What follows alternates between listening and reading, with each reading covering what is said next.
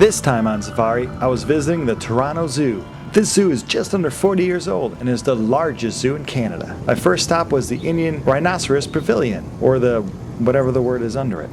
The Indian Rhino is the largest of the 5 remaining species of rhino. There are only an estimated 2,500 of them left in the wild. I've worked with Indian Rhino in the past, and they always amaze me at how much they look like a big prehistoric animal, especially with the skin folds. It seems like they have these large plates of armor on them. The Indian Rhino has a prehensile lip. It helps it grab all that plant life that it likes to eat. They also have a short single horn, but those horns are worth a lot to poachers. And there was one right behind me, so I was just about to punch him when I realized it was only a painting. And that across from the rhino was another animal that I worked with in the past, called the Malayan Tapir. These guys unfortunately get called anteaters a lot from the public when they're at zoos, but they are one of the 4 species of tapir around, and they are the only one that lives in Asia. You can tell these guys apart from the other species of tapir because they have this neat black and white fur pattern. These tapirs can get to be 700 pounds, and they have a lot of interesting calls and sounds they can make. They're probably less than 2,000 in the wild, so they are another Asian animal that needs our help. We then moved on as we had a lot to see.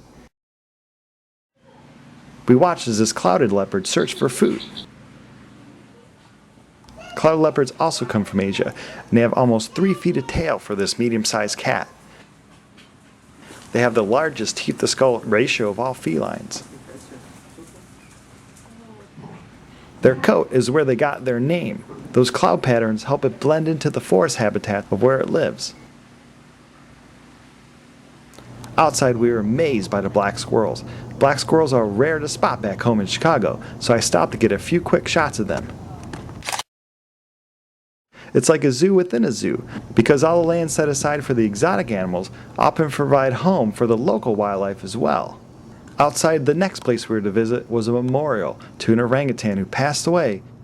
I can't stress enough, when you're at zoos or parks, please don't feed the animals or throw anything into their homes. Also outside this area was a guar, the largest species of wild cattle in the world, at 6 to 7 feet at the shoulder. I felt the earth shake as this big guy came towards me, as he can be 2,000 to 3,000 pounds. I took the chance to get some photos, if only my frozen hands would work.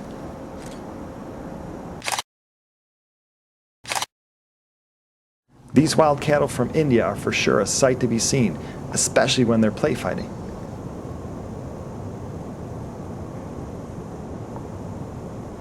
Here's a reticulated python from Asia. You can also oddly find these guys in Florida as well. Just another example of a species living where it shouldn't because of mankind's stupidity. I thought I saw a Jawa from Star Wars, but it was this orangutan. Palm oil and the pet trade are really hurting these guys. Now this fish, this is a freshwater tilapia, and it is in big trouble in Lake Victoria. Another example of mankind's stupidity when it comes to letting greed overcome what is right for the wildlife.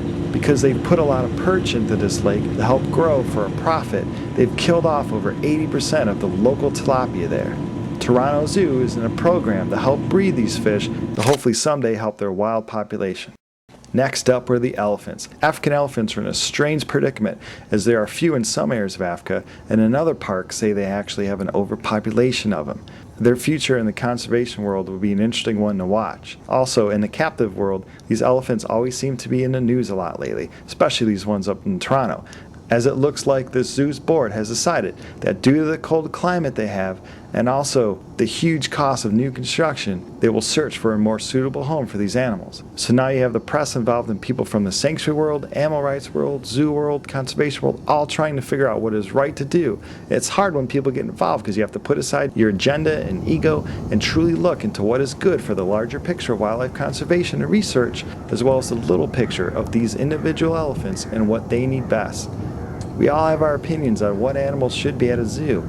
I've heard pros and cons from all sides, and I'm sure we will continue for years to come. I just hope that these elephants get what they deserve, and that's true for all animals in captivity, that we have to provide for them the best life we can in an enclosure or a controlled environment.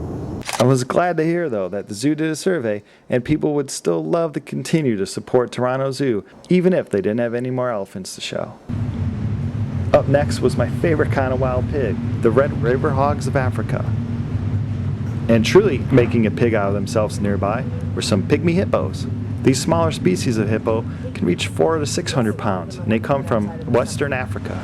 They are elusive, and their populations have fallen to just under 3,000, as they find themselves often living in poor, worn-torn areas.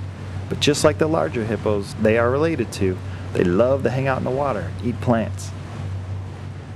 Up next were some gorillas, the largest of all primates, and after the chimpanzees, they are the closest related animal to humans on the planet. Probably why I root for them in all the Planet of the Apes movies. They are yet another animal that we as humans need to do a better job in protecting them if we want them to stay on this earth. I had to pick up the pace a little, as I was less than halfway through this huge zoo, and that's no crock. For more information on the Toronto Zoo and how you can help save the animals you see in this video, please read the description below. And as always, thanks for watching.